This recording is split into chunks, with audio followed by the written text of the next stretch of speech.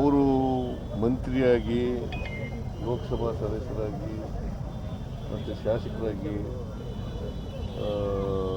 ಅನೇಕ ಅಭಿವೃದ್ಧಿ ಕೆಲಸಗಳನ್ನು ಈ ಕ್ಷೇತ್ರದಲ್ಲಿ ಮಾಡಿದ್ದಾರೆ. ಜನರು ಮರ್ತಿಲ್ಲ ಅವರು.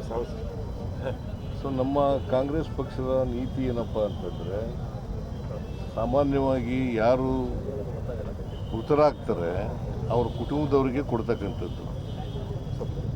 ಅವ್ರ ಕುಟುಂಬದವರಿಗೆ ಕೊಡ್ತಕ್ಕಂಥ. ಈಗ ಬಾಗಲಕೋಟೆಯಲ್ಲಿ ಮೇಟಿಯವರು ಕಾಲವಾಗಿದ್ದಾರೆ. ಅವರು ಚಿಕ್ಕ ಮಗನಿಗೆ ಕೊಟ್ಟಿದ್ದೀವಿ, ಕಿರಿಮಗನಿಗೆ ಕೊಟ್ಟಿದ್ದೀವಿ. ಉಮೇಶ್ ಮೇಟಿ ಅವರು ಕೊಟ್ಟಿದ್ದೀವಿ. ಇಲ್ಲಿ ಶಾಮನೂರು ಶಿವಶಂಕರಪ್ಪನವರು ಕಾಲವಾಗಿದ್ದಾರೆ. ಅವರ ಮೊಮ್ಮಗ ಸಮರ್ಥ ಅಂತೇಳಿ ಅವ್ರಿಗೆ ಕೊಟ್ಟಿದ್ದೀವಿ. ಅದರಿಂದ ಕಾಂಗ್ರೆಸ್ ಪಕ್ಷ ಯಾವಾಗಲೂ ಕೂಡ ದುಡಿದಂತೆ ನಡೀತಕ್ಕಂಥ ಪಕ್ಷ,